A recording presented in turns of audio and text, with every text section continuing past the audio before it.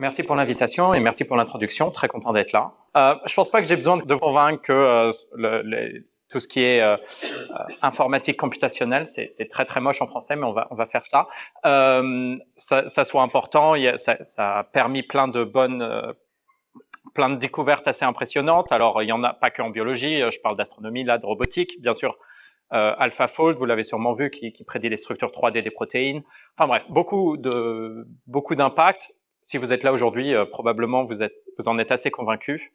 Pardon pour tous les anglicismes. Je crois que j'ai calculé, c'est la première fois que je donne cette conférence en français, donc désolé des fautes et des trucs comme ça. Bref, un des problèmes, c'est que les data centers ont besoin de beaucoup d'électricité. L'électricité, c'est responsable pour beaucoup de gaz à effet de serre.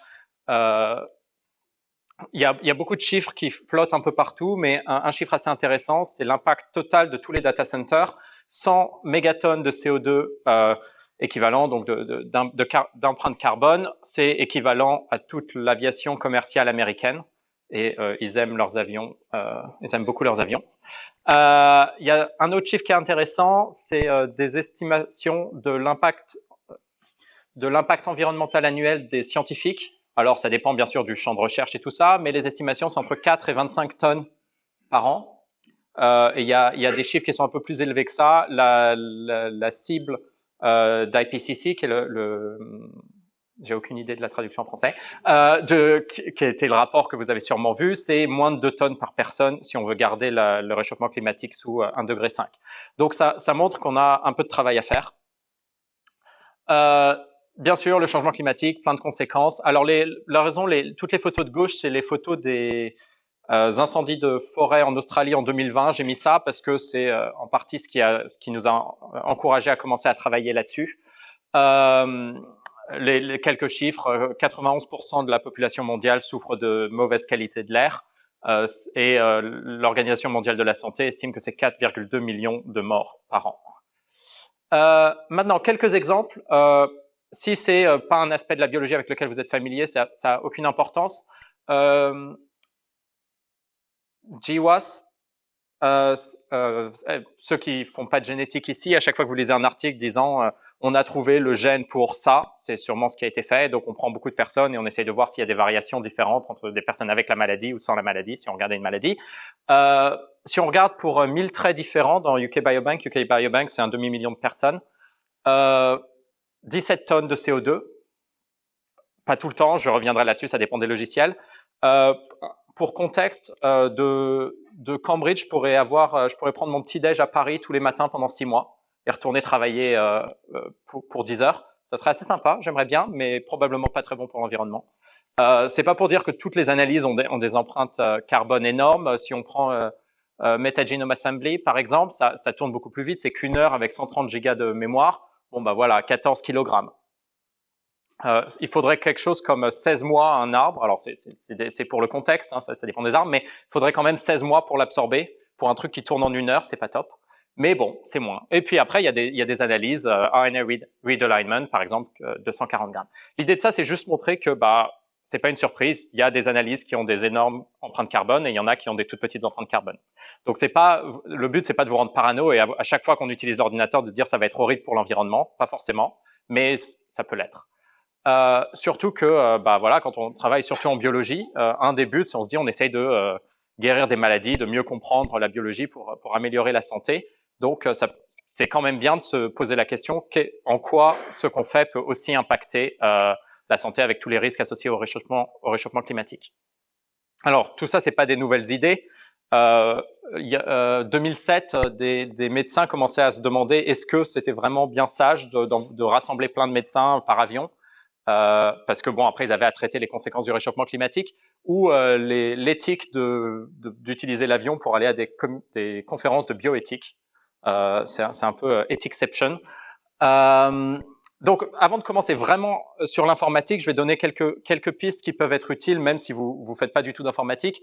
En gros, quand on parle de l'empreinte carbone de la recherche, on peut penser au voyage, tout ce qui est wet lab, donc le travail expérimental, l'informatique et juste les bâtiments en général. Alors, sur le voyage, déjà, je ne suis pas venu en avion, je suis venu en train, donc avant d'avoir cette question-là. Mais j'essaye quand même parce que sinon l'ironie. Mais voilà, en parlant d'ironie, les chercheurs qui travaillent sur le changement climatique ont tendance à plus prendre l'avion que les autres. Et par contre, c'est aussi pas mal corrélé avec l'ancienneté. Donc les scientifiques établis ont une empreinte carbone professeur bien plus importante que les postdocs ou les jeunes chercheurs. Quelques chiffres, c'est toujours les chiffres, vous les avez probablement vus parce que en fait, c'est très facile d'estimer l'empreinte carbone d'une conférence parce qu'on sait exactement d'où vient tout le monde, on sait où ils arrivent, on sait pour combien de temps ils sont là. Enfin, c'est très classique. Bon, par exemple, la conférence de géophysique, 80 000 tonnes, c'est autant que la cité d'Édimbourg pendant la même semaine, pour une semaine. La société de neurosciences, 22 000 tonnes, c'est la même chose que 1000 laboratoires pendant un an. La société d'astronomie, c'est intéressant parce qu'ils ont fait exactement la même conférence en personne, tout allait bien, et puis après Covid, donc tout en ligne, et ils ont montré que l'empreinte carbone, c'est 3000 fois moins. Alors, c'est pas une surprise, et c'est pas pour dire que virtuel, ça remplace tout. Je suis content d'être là, ça permet d'une manière générale, il y a quand même beaucoup plus d'interactions, mais faut espérer que les formats hybrides, et comme vous le faites là avec l'option d'être en Zoom, vont rester. Déjà pour l'environnement, parce qu'on n'a pas besoin d'aller à 15 conférences par an, mais on peut vouloir écouter les présentations de 15 conférences par an. Et puis en termes d'accessibilité et de diversité, c'est quand même, il y a beaucoup de scientifiques qui ont juste pas les moyens d'aller d'aller 4 fois par an aux États-Unis pour présenter leur travail. Donc bon, hybride est une très bonne option. En parlant de voyage, alors ça c'est la nouvelle politique de l'université de Cambridge. Peut-être que d'autres universités, enfin je sais que d'autres universités ont la même chose, moins que ce que je pensais. En fait, bon, c'est pour nous dire qu'on ne doit pas prendre l'avion, tant que possible, pas prendre l'avion. Ce que j'aime bien là-dessus, c'est qu'en fait ils acceptent que ce qui est un voyage essentiel, c'est pas la même chose en fonction des différents stages de carrière. Donc en fait, si on est un professeur établi et qu'on doit aller donner la même conférence ou la même présentation qu'on a donnée 10 fois sur les 3 dernières années, bon, ça va peut-être pas changer votre carrière. Par contre, un doctorant qui va avoir la chance de donner une keynote à une grande conférence, là, oui, ça peut avoir un gros impact. Et donc, en fait, ce qui représente une bonne raison de prendre l'avion, par exemple, et d'aller loin, ça dépend du stage, pardon, l'état de carrière. Enfin bref, on va y aller. On va aller avec ça. Voilà, donc c'est intéressant. Peut-être qu'il y a la même chose à l'université de Montpellier, je ne sais pas. Si vous faites du travail expérimental, je ne vais pas en parler énormément parce que c'est pas du tout mon expertise, mais voilà, enfin l'impact vient de l'utilisation de plastique, l'utilisation de produits chimiques, l'utilisation d'électricité beaucoup. Il y a le framework LEAF qui est dirigé par UCL, donc à Londres, voilà, qui a plein de bons conseils sur comment réduire l'impact environnemental de l'université. Très intéressant. Donc si vous faites du travail expérimental, ça vaut le coup de regarder. Voilà, il y a aussi ce podcast qui est aussi intéressant. Voilà, ça discute, ça invite des scientifiques. On a fait un épisode avec eux sur l'informatique, mais il y a beaucoup de choses sur le travail expérimental qui sont très intéressants. Et en France, le collectif 1.5 que vous connaissez peut-être, voilà, qui fait quelque chose d'un peu similaire aussi, principalement sur l'impact environnemental des laboratoires, mais voilà, qui est depuis la France. Donc, il y a quelques domaines de scientifiques qui ont commencé à s'y intéresser. Le machine learning, c'est les premiers. En particulier les modèles de langage. Alors vous avez peut-être vu ce dernier truc, j'en peux plus d'en entendre parler, ChatGPT, c'est voilà, enfin bref. En plus, les journalistes y connaissent rien. Mais bon, il y a plein de problèmes. Si vous savez, le seul truc à lire sur ChatGPT, lisez, il y a un article du Time sur le fait que c'est entraîné avec des Kenyans qui sont payés $2 par jour. Pour lire des horreurs. Enfin bref, mais disons que c'est assez impressionnant et c'est le langage de modèle. Il s'entraîne pendant des jours et des jours avec des milliers de cœurs, donc de processeurs. Donc ils ont commencé à se dire peut-être que ces 1000 ordinateurs qui tournent pendant 30 jours, il y a peut-être un problème pour l'environnement. C'était malin. Donc il y a eu du travail très bien. Emma Struble, le papier en haut à gauche, a vraiment lancé le domaine, très très intéressant. Le papier Stochastic Parrots en bas à droite est très intéressant, ça vaut vraiment le coup de le lire. Il ne parle pas que de l'impact environnemental, aussi de tous les problèmes éthiques de ces modèles de langage. Il a tellement bien marché qu'en fait, les auteurs qui étaient en partie dans l'équipe d'éthique de Google ont tous été virés après ça. Apparemment, ça valait pas. Voilà. La dernière auteure qui est marquée Margaret Mitchell, c'est parce qu'elle s'appelle Margaret Mitchell, mais quand ça a été publié, elle y travaillait encore à Google, donc elle a fait une tentative d'anonymat. Bon, ça n'a pas marché, hein, elle ne travaille plus à Google maintenant. Mais leur travail, en particulier maintenant ce qu'ils ont dit sur ChatGPT est très intéressant si vous êtes si vous y regardez. L'astronomie aussi, ils sont beaucoup intéressés parce qu'ils ont ce mix qui est très intéressant et qui est un peu similaire à la biologie, d'avoir beaucoup de travaux informatiques, mais aussi d'avoir beaucoup de travaux sur le terrain. Voilà, donc ils ont fait pas mal de travaux assez intéressants montrant qu'effectivement, alors eux, ils étaient à 37 tonnes par astronome en Australie par an, l'empreinte carbone. Alors, on pourrait penser que Health Data Science, donc tout ce qui est bioinformatique, ils sont à fond là-dessus parce que bon, on essaye aussi de traiter les conséquences sur la santé du changement climatique et en fait, pas tant que ça. Sur 12 ans, 25 documents. Quand ils ont fait une revue il n'y a pas très longtemps, c'est pas top. Mais ça change de plus en plus, donc il y a de l'espoir. Voilà, il y a d'autres domaines qui commencent, de la physique, computational social sciences, neurosciences fait beaucoup de travail là-dessus. Enfin, vous avez tous des domaines des spécialisations différentes ici. Donc, si vous voulez commencer la même chose dans votre domaine, allez-y. Comme ça, je peux ajouter de nouvelles slides. Alors, après une introduction un peu longue, j'arrive enfin sur ce qui vous intéresse probablement, l'impact de l'informatique. Je vais diviser deux types d'informatique. Il y a vraiment ce qu'on utilise tous les jours, les mails, streamer Netflix, les trucs comme ça. Et puis vraiment, l'informatique lourde, disons, c'est soit vous avez besoin de beaucoup de ressources. Alors, juste votre ordinateur portable, ça suffit pas. Il faut utiliser plein d'ordinateurs en réseau dans un data center. Soit il faut que ça tourne pendant très longtemps. Et souvent les deux. Voilà. Donc, on va se concentrer un peu là-dessus aujourd'hui parce qu'en fait, pour ce qui est envoyer des mails, l'impact carbone, c'est pas l'utilisation électrique de votre ordinateur, c'est les câbles Internet et tout ça, et qui sont en fait très durs à mesurer. Est-ce que c'est vraiment utilisé? Parce que de temps en temps, j'ai cette réponse, j'ai « Ah, mais non, ça, quand on a essayé de publier nos premiers articles, on disait « Non, l'informatique, ça n'existe pas en sciences. » Bon, très bien. Et c'était des grands journaux, hein, 80% de leurs articles sont en informatique, mais très bien. Voilà, donc on a ça. Exceed, c'est un réseau d'universités. Donc, c'est plein d'universités américaines qui sont mises ensemble pour mettre leur data center en commun, pour qu'en gros, quand il y a un État qui soit endormi, bah, d'autres États puissent l'utiliser. C'est un peu l'idée. Mais ils ont publié des statistiques. 24 millions de core hours. Donc, quand on utilise un processeur pendant 1 heure dans un data center, c'est 1 heure. Mais si on utilise 10 cœurs pendant 1 heure, c'est 10 core hours. 24 millions par jour utilisés sur le réseau. Bref, je trouve ça assez impressionnant en termes d'usage. Et on voit, surtout ce qui est intéressant, c'est que c'est vraiment tous les aspects de scientifiques. C'est pas que la biologie ou que la physique ou que l'astronomie. Il y a vraiment un peu de tout. Donc, on a un problème. Je suis d'accord, c'est pas le plus gros problème qu'a l'humanité en ce moment, mais c'est un petit problème. Alors, tout le monde n'est pas d'accord. Je veux pas taper sur Google, mais bon, c'est eux qui reviennent à chaque fois, donc pas de ma faute. Google, ils sont pas très contents parce qu'il y a de plus en plus de gens qui commencent à parler de l'empreinte carbone du machine learning, et eux, ils en font pas mal. Alors, ils ont mis 2-3 papiers. Alors, ils ont d'ailleurs testé un de nos modèles pour essayer de montrer qu'on était complètement dingue, mais ils ont mis des papiers en disant « Vous inquiétez pas, le machine learning, l'empreinte carbone du machine learning, ça va stabiliser, puis ça va descendre, et puis ça va être négatif, et en fait, ça va sauver le monde. Donc, s'il vous plaît, arrêtez de regarder, puis d'ici 25 ans, tout ira bien. » Yann LeCun, c'est ma grande déception, surtout étant français. Ceux qui font un peu de machine learning le connaissent peut-être. C'est l'inventeur des réseaux de convolution, qui est un des modèles les plus utilisés en vision.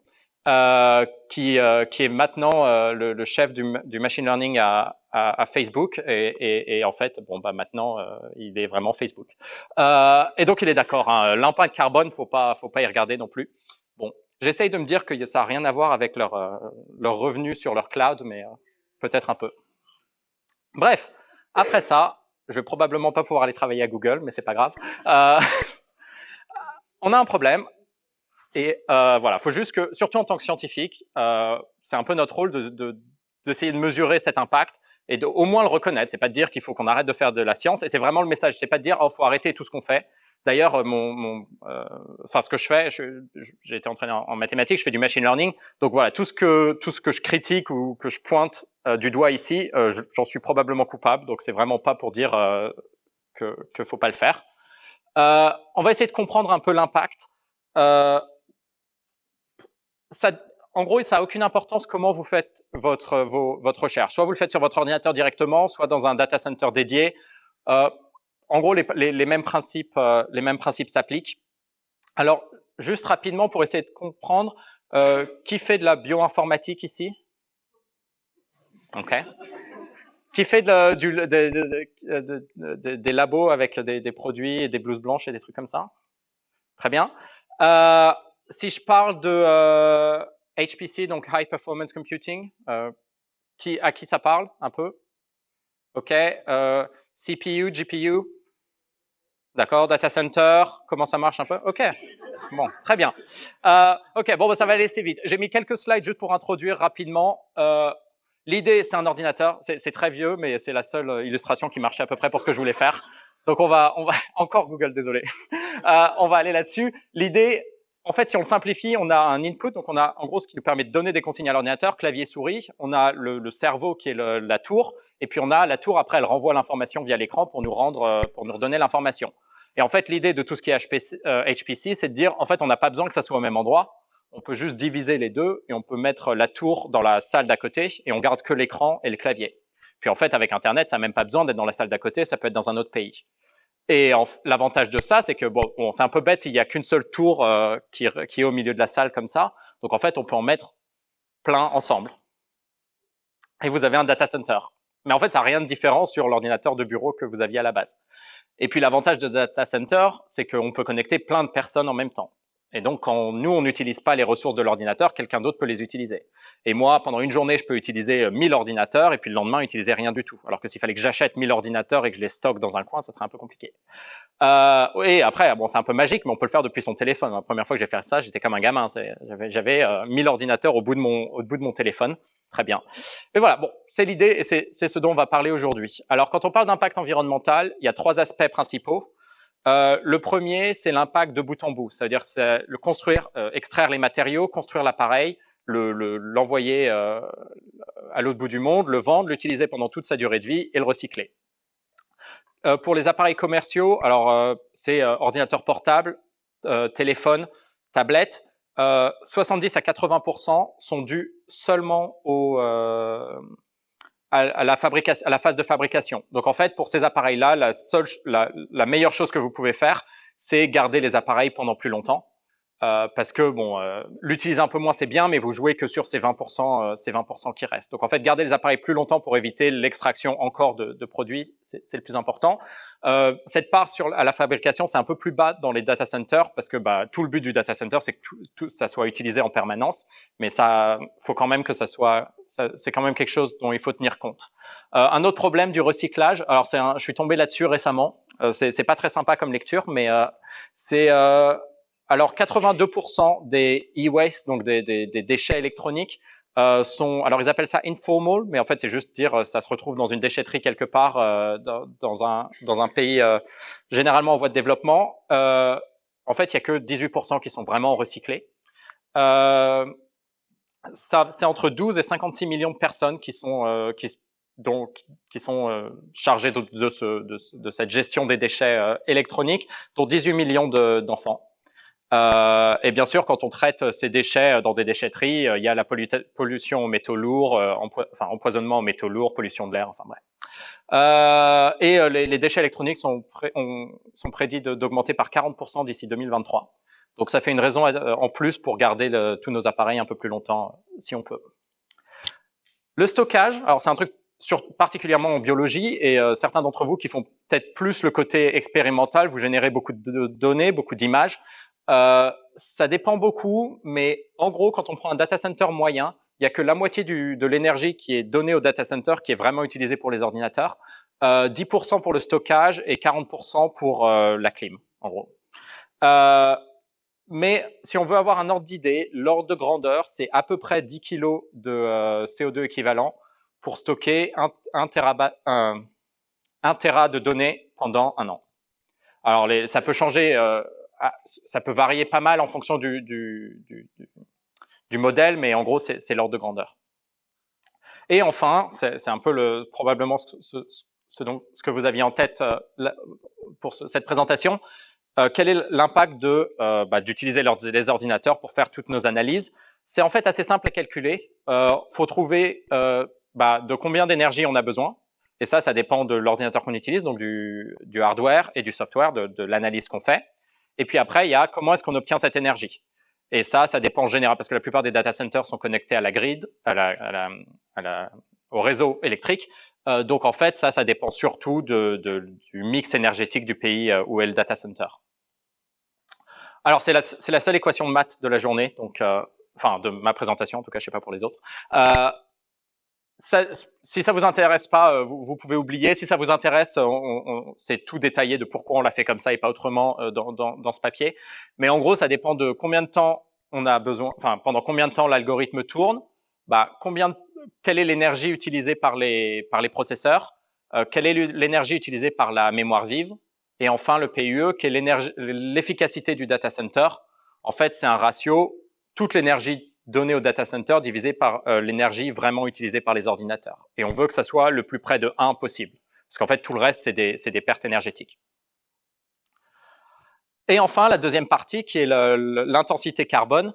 L'intensité carbone, l'idée, c'est quel est l'impact environnemental de produire 1 kWh d'électricité. Et ça varie énormément entre les pays.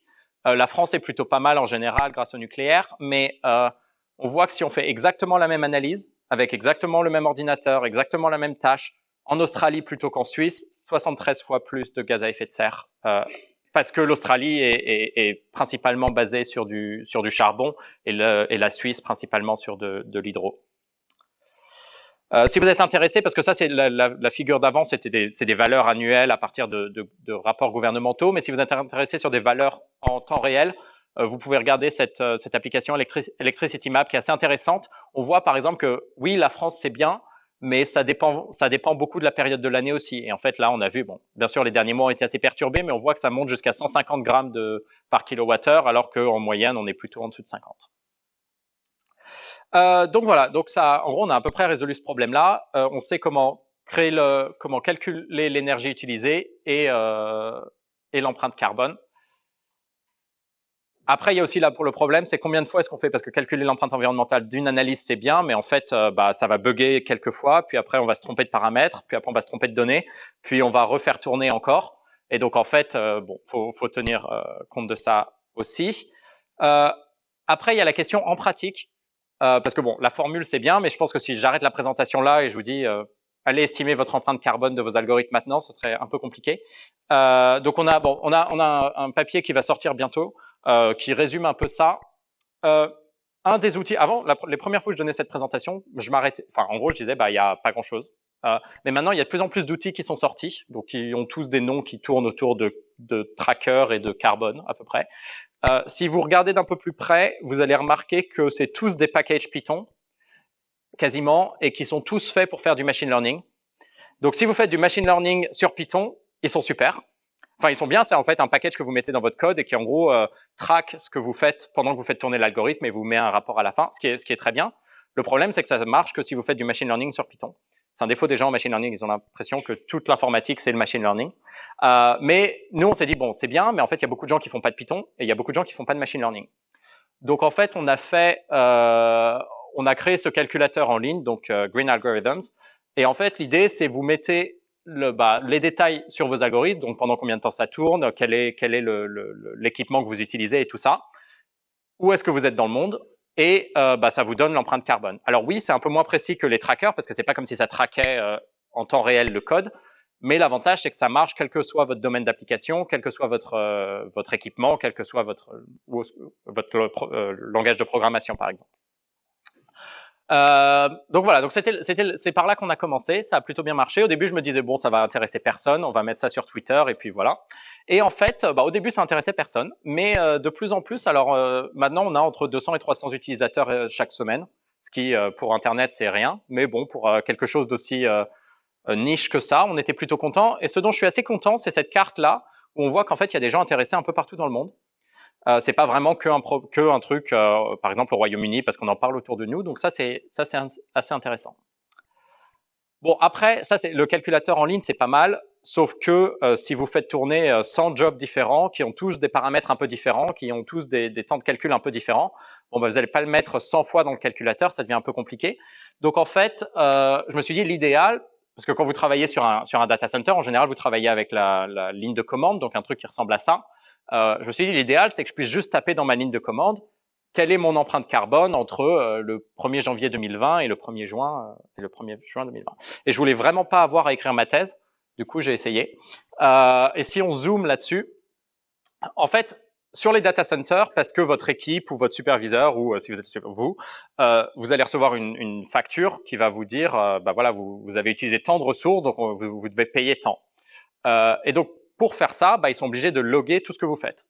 Et en fait, il y a pas mal de plateformes. Alors nous, on utilise à Cambridge, on utilise Slurm, qui est un workload manager qui est assez commun. En fait, il log tout ce qu'on fait. Donc, il dit cet utilisateur, il a utilisé tant de cœur et tant de mémoire pendant 2 heures ce jour-là. Et ça, on peut l'obtenir. Et en fait, c'est ce que fait ce code. Il va juste chercher tous les logs et à partir de ça, bah, il calcule l'empreinte carbone. Il donne des informations que j'espérais pas avoir. Par exemple, l'impact de tous mes jobs qui ont raté. Ça, c'est un peu triste.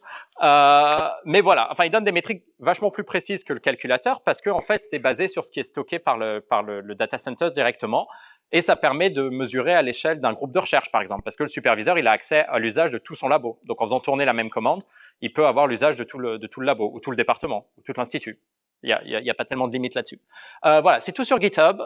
Si vous voulez essayer, vous pouvez le télécharger, il y a les commandes. Si vous laissez que ça marche ou que ça marche pas, envoyez-moi un email parce que ça m'intéresse. J'ai essayé dans plusieurs universités, j'ai essayé à Cambridge, mais voilà, ça devrait marcher dans pas mal de situations. Et ou si vous voulez le modifier pour que ça marche, n'hésitez pas à renvoyer les modifications sur GitHub pour que d'autres puissent en profiter. Donc pour résumer, on a le calculateur en ligne, c'est une option. On a le package qui est directement dans le code, ou on a ce que j'appelle server-side, donc en fait l'outil qui est directement sur le data center, donc qui est de l'autre côté qui est de l'autre côté. Et en fait, toutes sont des options très valables. Ça dépend juste de ce que vous voulez faire ou comment. Alors, je ne vais pas aller là-dessus, mais voilà, c'est dans le papier qui va sortir bientôt. Mais en fait, c'est juste les avantages et les inconvénients de chaque. Mais j'en ai parlé un peu déjà. Maintenant, on a un site internet parce qu'avant c'était que le calculateur, mais comme il y a de plus en plus de ressources, donc maintenant on a le site internet. Donc, si ça vous intéresse, tout ce dont je parle aujourd'hui, et puis il y a mes slides d'autres présentations et des enregistrements. Donc, c'est tout là-dessus. N'hésitez pas à aller voir. Qu'est-ce qu'on a appris sur le chemin? Mettre plus de cœur pour essayer de régler un problème, c'est pas toujours une bonne solution, mais je suis sûr que vous l'avez tous vu de temps en temps. Ça met 2 heures avec 10 cœurs et ça met 55 minutes avec 20 cœurs. Alors, si ces 5 minutes sont absolument critiques, allez-y, mais bon, vous allez juste multiplier l'empreinte carbone par 2. Donc, est-ce que les 5 minutes, ça valait vraiment le coup? C'est la question.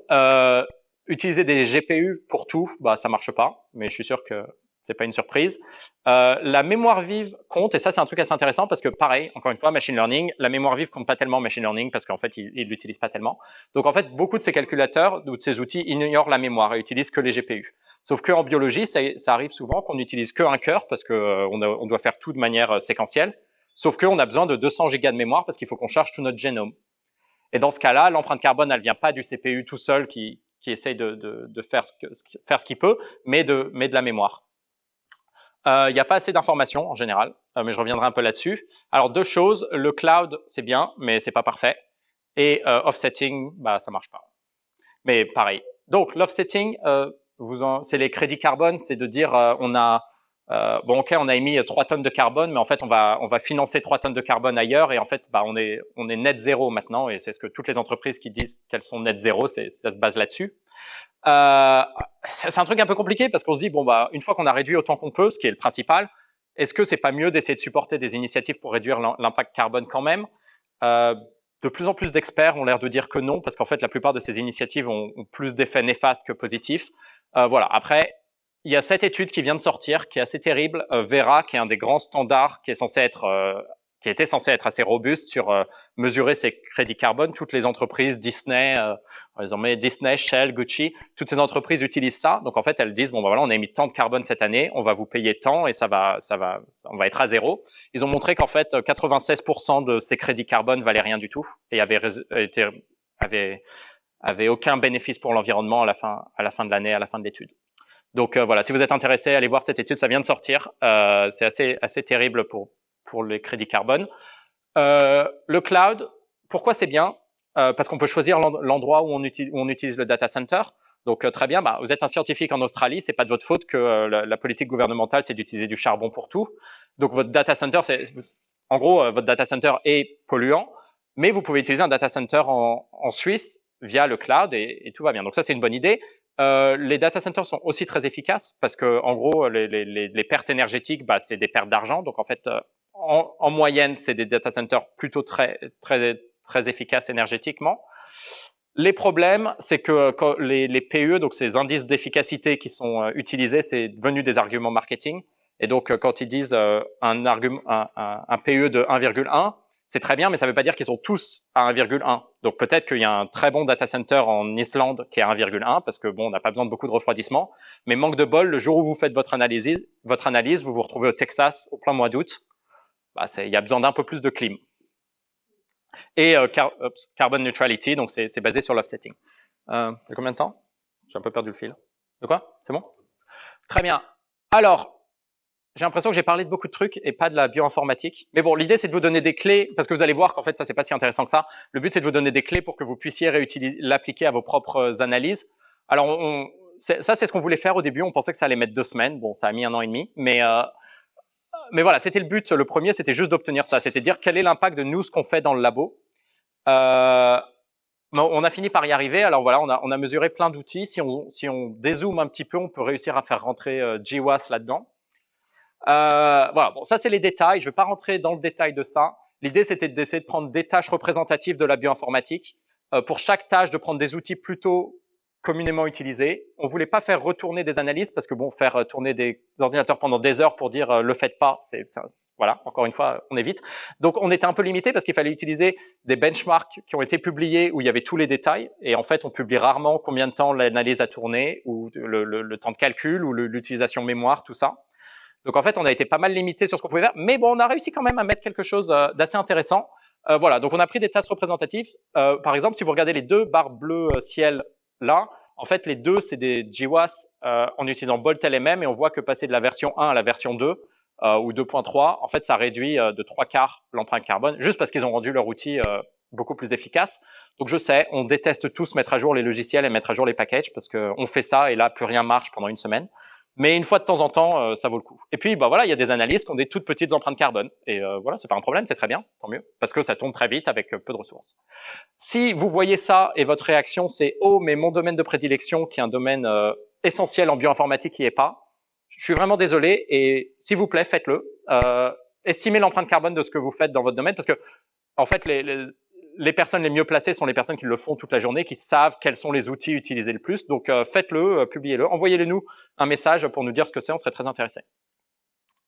Mais bon, ça, c'est le message d'aujourd'hui. En gros, l'informatique, c'est pas gratuit.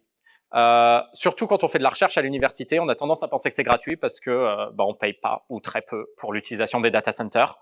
Quand on est doctorant, on arrive et on nous dit voilà, vous avez des milliers de cœurs, des milliers de GPU et en fait il y a des milliers d'heures gratuites, donc allez-y, amusez-vous. Ce qui est super, mais voilà, il y a un coût carbone. Ça veut pas dire qu'il faut arrêter de faire de la recherche. Et de temps en temps, ça peut être tout bénéfique. Ça veut dire qu'on peut faire un outil qui est plus efficace et du coup qui a une empreinte carbone plus basse. C'est pas un trade-off. Faut pas c'est pas si on veut être bon pour l'environnement, il faut qu'on soit moins innovant. Voilà, il y a de plus en plus d'intérêt là-dessus, ce qui est assez intéressant. Je vais aller assez vite. Tout ça, c'est des trucs dont j'ai parlé, mais on s'est dit bon, les articles scientifiques c'est bien, mais personne les lit.